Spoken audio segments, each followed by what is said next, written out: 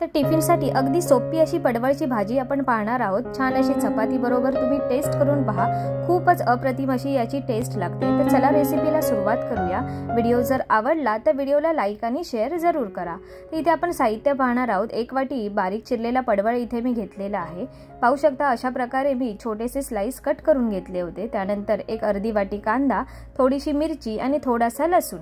तर आता आपण इथे पाहून घेऊया। तर इथे मी बारीक कांदा अशा प्रकारे चिरून घेतलेला होता। पडवळचे छान असे छोटेसे स्लाइस आणि मिरची घेतलेली आहे आणि लसूण आपण आता इथे ठेचून यूज करणार आहोत। तर आता आपण इथे कढई घेणार आहोत। कढई छान अशी आपल्याला गरम करून घ्यायची आहे। त्यामध्ये थोडंसं आपण तेल ॲड करूया। तेल अगदी 1 ते 2 चमचेच आपल्याला इथे ॲड करायचं आहे। बारीक चिरलेला लसूण आपण इथे घालून घेणार आहोत। छान असा लसूण ठेचून घेतला होता मी। अगदी 2 ते 3 पाकळ्या तुम्ही यूज करू शकता। जर तुम्हाला आवडत असेल तर तुम्ही जास्त यूज केलात तरी देखील चालणार आहे।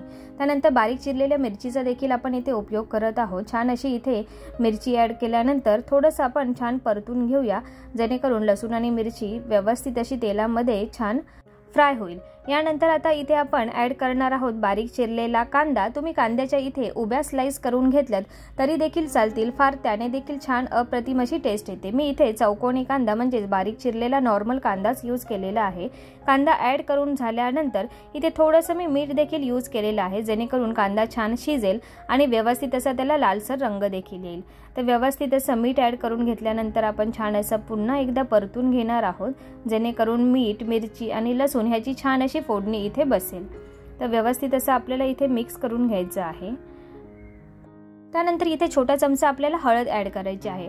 हळद अगदी थोडीशीच इथे मी ॲड केलेली आहे आणि ॲड करून झाल्यानंतर व्यवस्थित असं पुन्हा एकदा कांदा आपण छान असा परतून घेऊया, जेणेकरून हळद छान अशी पूर्णपणे मिक्स होईल आणि एक छान असा सुगंध देखील येईल।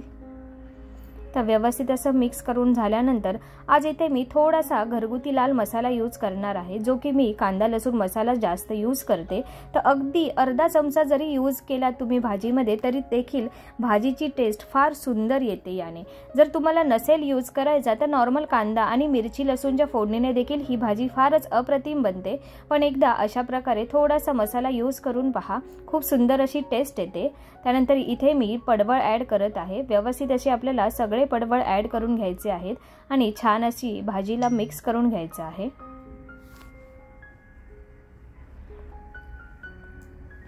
तर व्यवस्थित असं आपल्याला पूर्णपणे मिक्स करून घ्यायचं आहे, जेणेकरून छान असा मसाला आणि कांदा आणि मिरचीची फोडणी पूर्णपणे याला बसेल। तर छान असं हे परतून झाल्यानंतर आता आपण एक वाफ काढून घेऊया, जेणेकरून पडवळ छान असा शिजला जाईल। तर इथे मी अगदी 1 ते 2 मिनिटच छान अशी वाफ काढून घेणार आहे।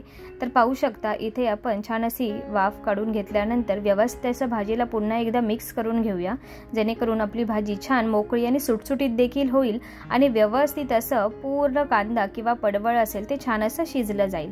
तर अशा प्रकारे तुम्ही 1 ते 2 वेळा अगदी छान अशी वाफ काढून घेऊ शकता। अगदी एकदाच वाफ दिल्यानंतर तुम्ही 5 ते 7 मिनिटं छान असं स्लो फ्लेमवरती भाजीला शिजण्यासाठी दिलं तर भाजी फार सुंदर अशी होते आणि त्याची टेस्ट देखील फारच अप्रतिम येते।